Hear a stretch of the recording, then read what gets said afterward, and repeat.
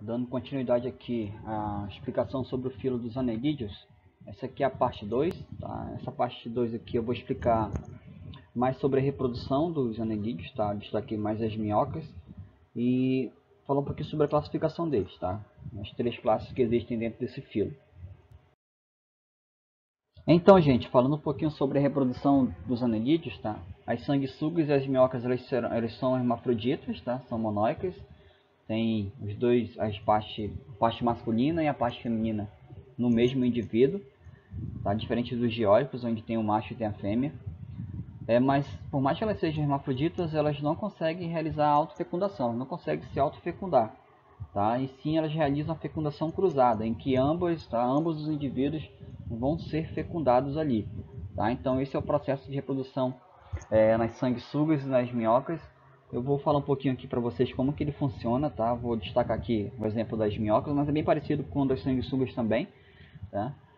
Mas aqui nós temos o exemplo das minhocas. As minhocas, tanto as minhocas quanto as sanguessugas, elas podem apresentar uma estrutura glandular pelo tegumento de alguns segmentos, tá? Pela fusão de alguns segmentos, que é chamado de clitelo. Esse clitelo vai ter a função de secretar uma substância que vai formar uma estrutura parecida com um casulo. Tá? Nós vamos já entender a importância dessa estrutura, tá? Mas aqui, só um resumão, tá? Os óvulos maduros, eles são lançados em uma cápsula, que é esse casulo produzido por esse clitelo. Esse casulo desliza em direção à abertura do receptáculo seminal, onde recebe os espermatozoides, tá?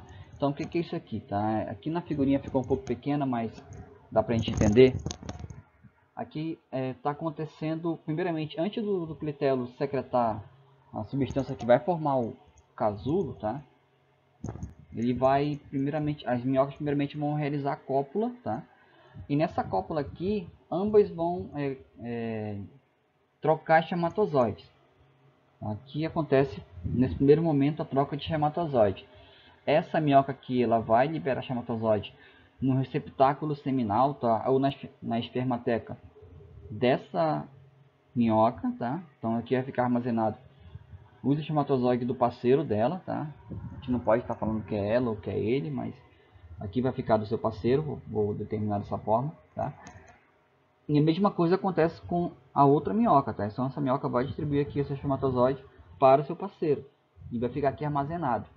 Então nesse primeiro momento acontece esse tipo aqui de cópula, tá? As minhocas podem ficar aqui durante várias horas, pode durar uma noite inteira, tá? Elas são bastante resistentes com relação a essa cópula, tá?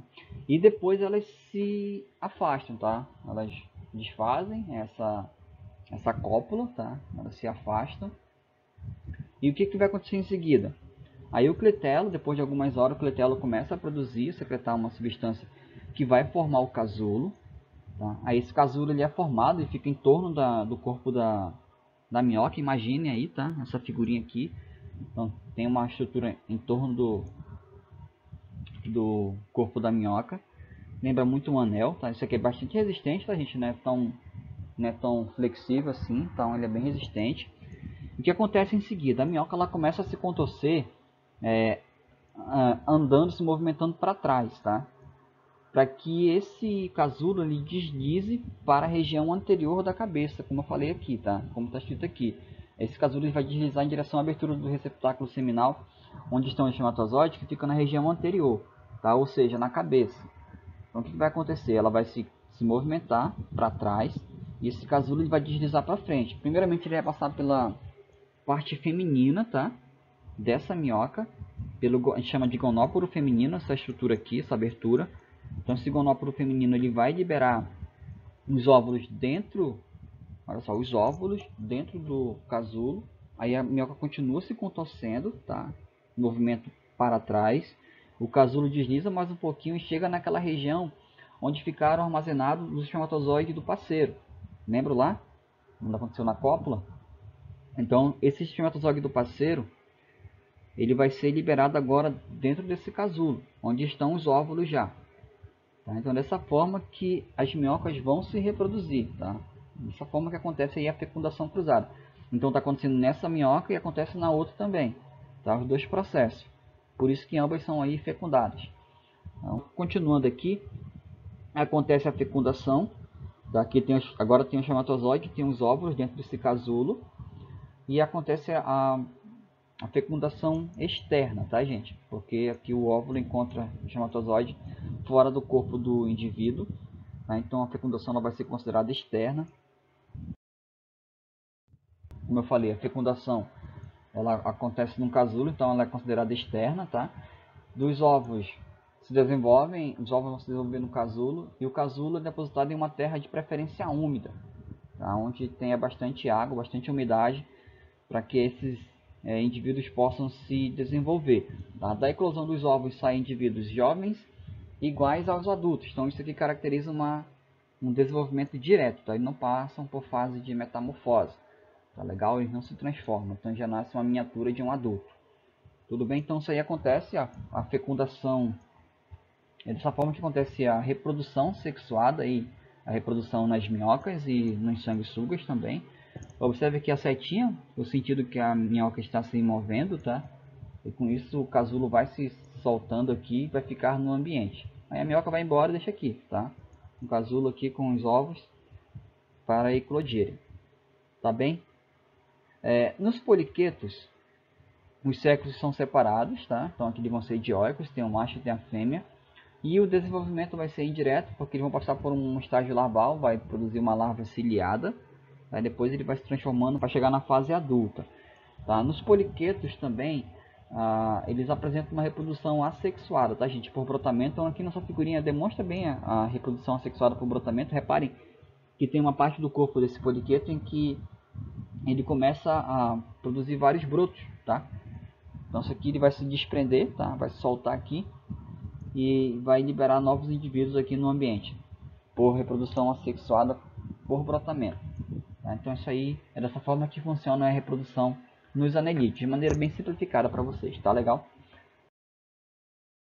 São 3 classes que existem nos anelídeos, tá?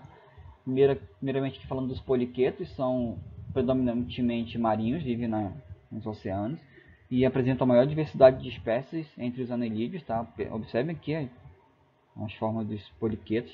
Observe os parapódios deles, tá, gente? Olha só como são bem proeminentes, tá? São bem volumosos, tá? Então tem por onde eles se movimentam, a gente consegue aqui estar se locomovendo pela água. Algumas espécies são abissais, vivem, principalmente essas aqui que são mais iluminados, tá? Geralmente esses indivíduos vivem em profundidades abissais, tá? Então tem essas adaptações aqui. Podem ser sedentários, cavadores, muito vivem em tubos no leito dos oceanos, tá? Vivem no interior de galerias e no substrato, ou são rastejadores, tá? Ficam ali escondidos no substrato ali do solo oceânico, tá? Então esses aí são os poliquetos. De modo geral são animais de vida livre, mas alguns podem ser ectoparasitas também, de outros animais aí que vivem nos oceanos. Uma outra classe dos anelídeos são os oligoquetos, que são as minhocas, tá? Que eu falei para vocês ainda há pouco a sua reprodução. São animais terrestres e docícolas, a gente pode encontrar em água doce, mas também podemos encontrar em ambientes marinhos, tá? Então tem um ambiente bem diversificado. Eles vivem no interior de galerias no solo também. Inclusive isso aqui é muito importante em fazendas, tá? Arejando o solo para que o oxigênio ele entre com mais facilidade aí no solo, para estar dando mais produtividade a ele. Erudinhos, ele aqui são os sanguessugas, né? Só essas imagens um pouco perturbadoras aqui, tá? São representados pelas sanguessugas, são animais encontrados predominantemente em ambientes tursícolas, tá?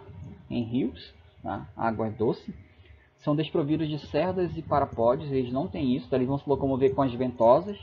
Então assim que ela consegue se locomover e se fixar nos seus hospedeiros. Eles possuem ainda o clitelo e podem ser predadores, parasitas ou saprófitos, tá? Eles podem até se alimentar de plantas mortas.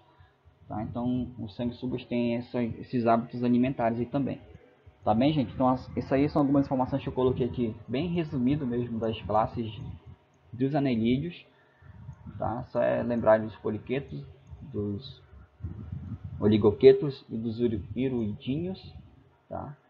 Os poliquetos, as minhocas e as sanguessugas, que são as 3 classes aí pertencentes a esse estilo dos anelídeos. Eu espero que tenham gostado aí do vídeo, tá? No mais, muito obrigado e até a próxima aula, tá? Até o nosso próximo vídeo.